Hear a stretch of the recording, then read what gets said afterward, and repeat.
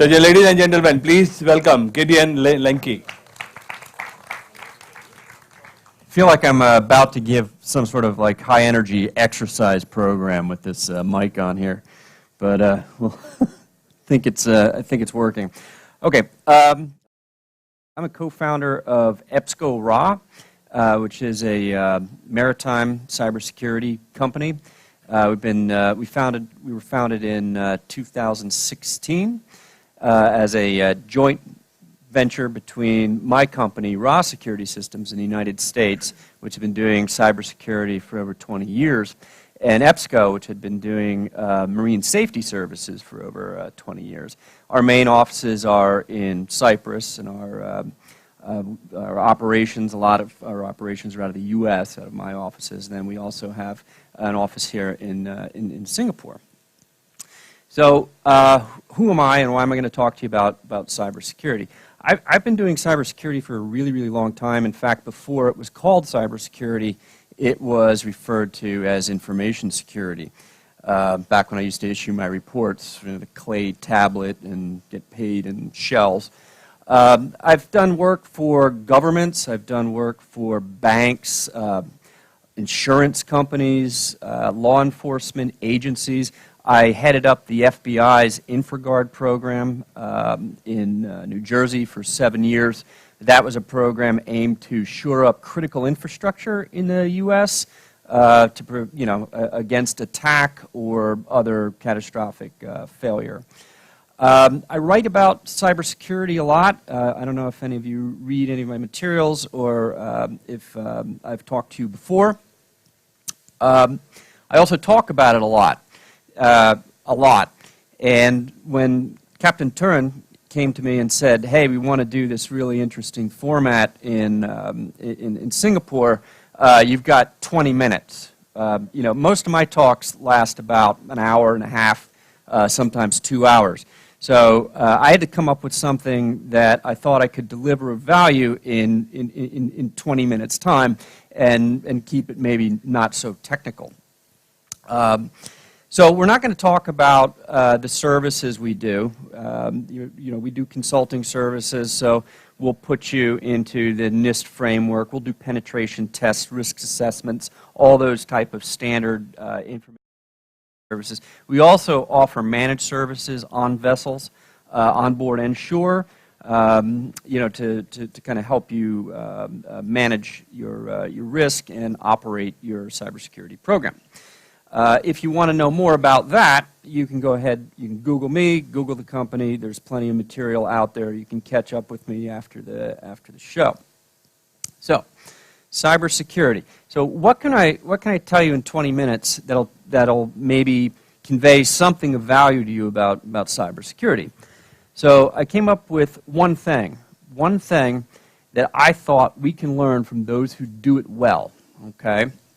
And what I mean is, in my experience with cybersecurity, I've noticed that companies, I can walk in the door to a company and I can tell pretty quickly where they are at, what the maturity level of their cybersecurity program is.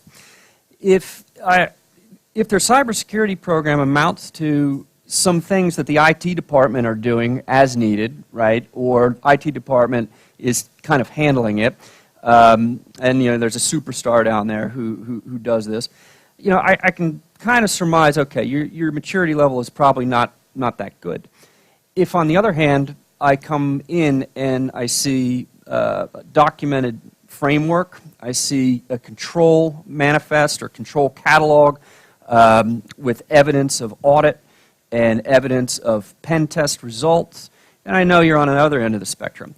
So the companies that are doing this well, they manage cyber risk by using a formal governance process. This is at the far end of the maturity scale for cybersecurity. And when I got into maritime, I realized a lot of companies weren't there. They were just kind of getting started with cybersecurity, especially with vessel operations on board vessels. So when you look at a cybersecurity governance program, this is the one thing, the single most effective predictor of success in any cybersecurity program. Again, if you see good governance, if you see all of those ticks in all those boxes, that you are governing your cybersecurity process, generally speaking, you can say, well, your program's going to be successful. You're going to have low frequency of attack. You're going to have low incident, low cost of attack. Things are just going to be better. And of course, when you say, okay, this one thing, this governance thing, it's obviously easier said than done, because there's a lot of there are a lot of steps, a lot of effort, especially in the beginning. So, well, what are the components of a formal governance process? What do those look like? We can break it down into a few small areas, major areas. Okay, risk is understood. Okay, you've taken the time to break down your risks to your operations, right? You've taken the time to identify things that can stop your business, that can impact you financially, that can impact life and limb. Controls are applied to those risks. Not controls are just thrown in because you heard someone else got attacked in a certain way, and the IT department said, yeah, we don't want that to happen to us, so let's buy this whiz-bang 5000 device and it's going to take care of it for us. No. The companies that are doing this right, the companies are doing a governance effort right, those companies are taking the risks that they've identified and they're applying controls specifically for those risks. If you don't have a risk, the control has no place to do it. You should never do security for security's sake. It really should be an economics-driven process. Controls are audited and tested regularly. Okay? The controls should work, right? But if you can't prove they work and you can't audit your process, then you're never going to be able to manage the process. So, what is cyber risk, right? Now, I assume that most of you people here are familiar with risk, right? You're in maritime. Risk is a factor. And I wouldn't be surprised if there's people in this room that have done some sort of risk assessment, maybe in the last week, right? It's a part of the job. But just to cover, from cyber perspective, as a risk is the intersection of an asset. You know, and in the cyber sense, an asset can be a device. It could be a piece of data that you that's secret to you or necessary to run your business, or it can even be a piece of data that you've been entrusted with, such as your employees' information, right? It's an asset.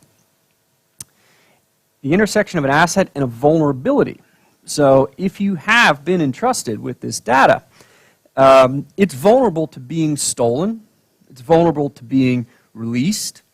If the asset is a critical system that you need to operate, it's vulnerable to not being available to you, right?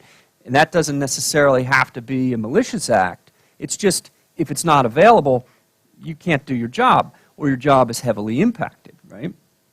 And a threat.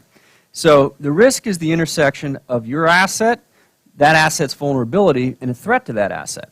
Now, a threat to the asset does not necessarily mean a human adversary or a human actor. A threat can simply be the weather. A threat can be a backhoe, right? A threat can be a squirrel. There's a whole website out there that tracks squirrels' impact on, on security, on cybersecurity. Squirrels' impact on infrastructure. They take down electrical wires. They take out data centers. Squirrels. But a threat can also be a human actor, as we point out. Someone who's out to steal your data, someone's out to ransom your data. It can be a human actor, of course. So, some risks are really easy to spot, like this guy in the woods. He has no long sleeves, no hat, no insect protection whatsoever. This guy could get bit by mosquitoes and get malaria.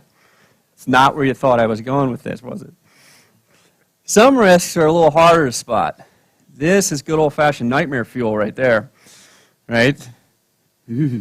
For 30 years, you've reached under and grabbed your car door handle, and then one day you reach under there and pow, an 8-legged, fanged freak bites you in the hand. Terrifying.